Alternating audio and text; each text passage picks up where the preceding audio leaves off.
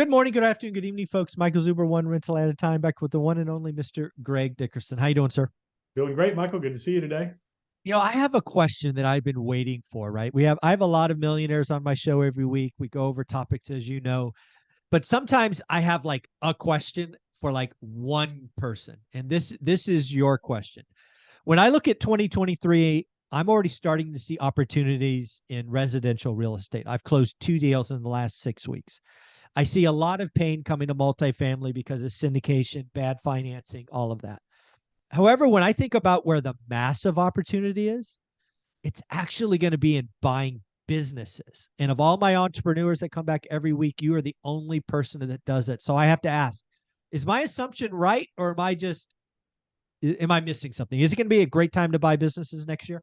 Oh yeah, absolutely. I mean, it'll be a good time for real estate as well, but real estate's a little slower moving, a little bit more difficult in some cases, depending on what you're looking at. And there are a lot of commercial and multifamily deals that are under stress right now, and it's just going to compound depending on where interest rates are in the next 6 months to a year. But yeah, businesses, it's very interesting. And I'm a startup guy, so I spent a lot of my Yes. career starting companies and starting businesses. I love to build, I love to start things, but it's way easier to buy an existing business and grow and scale that, roll up similar type businesses, things like that. And one of the statistics out there, I think it's like, 70 or 80% of new businesses fail in the first 5 years. Probably a higher percentage of that fail in the first year.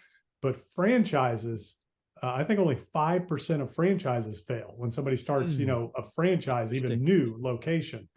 So there's a reason for that. It's an existing system, it's a customer base, it's a marketing base, it's all those different things. So when you look at an existing business, that's what you're basically stepping into potentially, is that customer base, that system, the team that's in place, those types of things. And why the opportunities are there now that may not have been there over the last 3, 4, 5, 10 years is that a lot of people are aging out of certain businesses and there's nobody coming up behind them to take them over.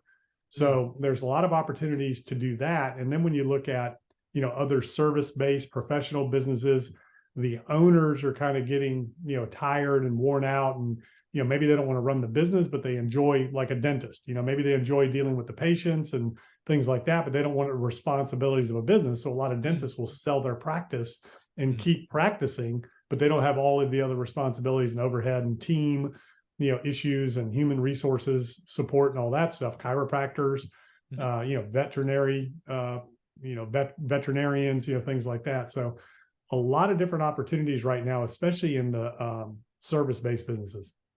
Yeah, and I think I think there's going to be a lot of opportunity because something you've brought to the channel taught me personally is good times never last, bad times never last. So again, I think it's clear we're heading into a slowing economy. I'll call it a recession. I think it could be as bad as 81, 82, which again was not a great time. Unemployment went all the way to 11%. But the opportunity is going to be able to buy businesses. And the key to buying businesses is it doesn't always require money. Sometimes it's just debt, it's payments, it's maybe you're bringing on your skill of doing some other things. So again, I think the real opportunity, if you have that ilk, if you're inclined to do that, is roll up some businesses and take them on, because you don't have to actually physically have money. Sometimes it's just debt, right? Owner financing. Yeah, you can get owner financing, you can get SBA loans. I mean, there's a lot of different ways you can fund a business, and a lot of different strategies to put business together. The biggest thing is you always want to pay for speed, right? Anytime you can, you want to pay for speed. So if it's an existing business, you're paying for speed. It's already there. And then maybe there's hidden value in that business that other people don't see or the owner doesn't understand, but that you, with your, specific expertise and skill set, you might be able to see a faster path to that business that other people aren't seeing by whatever, spinning off, departments that are not necessary, adding things to it, bringing together other ancillary services, which was kind of my strategy, right? I was a builder Yeah. developer. So my strategy was, back in the day, I was having difficulty getting subcontractors to do my work. So I just bought them and grew them. So I was first on their list, and then we did work for other people. And I had multiple subs in one area where I had to get a pool guy, landscape guy, outdoor entertainment person. So I had all those three different things for each project I was doing. I said, well, shoot, it'd be great if I only had one phone call to make and all that was taken care of. So, the guy that was selling me pools and spas, he's like, hey man, why don't we do this? I'll run everything, you fund it, and we'll do this together. And we put that all together, pool spas, landscaping, and outdoor environment together. And then we found a building that we set this up in, that we got a 40-year owner finance deal with no money down, walked right into Wow. it. And we had to spend the money to renovate the building. It was an ugly old little commercial strip center. And we put the pool spa landscaping company in one end, leased out the other, cleaned the building up, renovated it. But yeah, we walked into it, no money down. They didn't want to pay the tax on it. They didn't know what they'd do with the money. They just wanted income, for the next 40 years, Wow. so that they could retire. And, so yeah, I mean, there's opportunities like that all day long. And you have a lot of times the business and the real estate together and separate. And, so there's the whole question, how do you value the real estate separately from the business? How do you value the business, and inventory, fixtures, equipment, all those types of things. So yeah, there's a lot that goes into it. Yeah, and again, the other thing I love about your story and the fact that we've been doing this right, good times never last, bad times never last. In this bad time, you can really, purposely build a framework. Like you said, you brought the spa and landscaping together, but 2, 3, 4, whatever it is, years from now, the good times are occurring. You have the ability, you can spin off that, you can sell it at a higher multiple, you can sell the whole thing and have a nice clean exit and do it again. It's so awesome to talk to you and see how your brain works, right? You're going to be taking action during the downtime, and then you'll decide what you want to do for the exits. It's a lot of Yeah. fun to watch.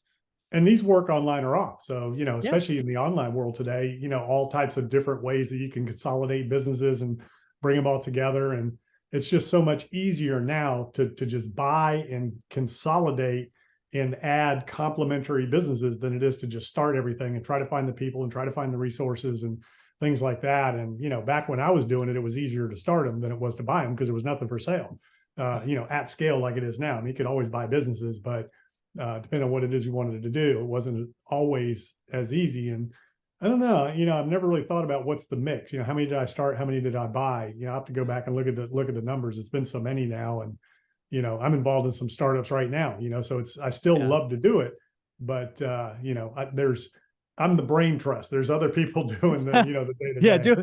doing the screwing in the light bulbs or whatever it is. It would be interesting buying versus starting. What gut feel? Is it like 70-30, 30-40-60? Do you have any The amount idea? that I did, Yeah, no, like it's the split, just a rough guess. 50-50 start versus buy, 70-30. I'm just curious. at the end of the day, I probably bought more than I started, Okay. probably Yeah. 60-40 That's what I potentially. would think. Yeah. Yeah. Yeah, and again, it's what I really love about this is tying together your statement of good times never last, bad times never last. This is a bad time. It's going to be a bad time for the global economy, but operators, visionaries, execution guys like you're going to be making moves in silent.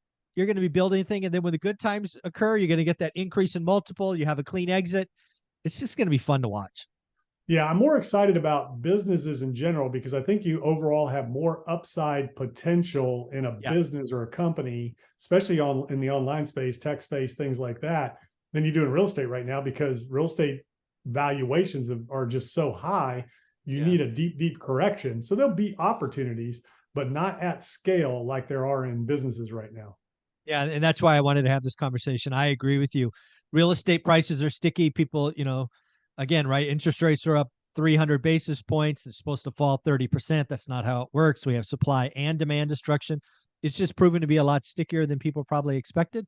But businesses, there's a lot of businesses that are running cash flow negative, that need help. They maybe taken on too much debt or whatever. And yeah, I think there's going to be Or some just some nice deals done. exiting and just burned out or whatever, Yeah. or just don't know how to grow, get to the next level. So there's a lot of different ways to enter, a lot of different ways to exit. It could be that, hey, it's a great business. The owner doesn't want to go anywhere, but he doesn't know how to grow it. So you Right. come on board, you align and you blow it up. So, there's deals like that. On the real estate front, the deals to be made there are going to be assuming existing debt Yes. because, there's a lot of people locked in on the residential side, especially to Agreed. low interest rates. And then on the commercial side, taking over deals and assuming those loans because again Yeah. they're probably potentially those deals that are blowing up, the loans are adjusting. But when that happens, the equity gets wiped out. So now you Wiped get out. value play at a higher interest rate. So it makes Yeah. sense versus the residential, you're getting a lower interest rate and, taking over the loan, or, taking over the property, not the loan necessarily, because those aren't assumable, but you can take the property over and leave the loan in place. Yeah, it's gonna be a wild couple of years. I'm excited. We've been talking for years about how we built capital, structured our debt, 30-year fixed, and we're ready to rock and roll. Greg, where can people find you? GregDickerson.com. That's where all my info lives. Go check it out. Thank you, buddy.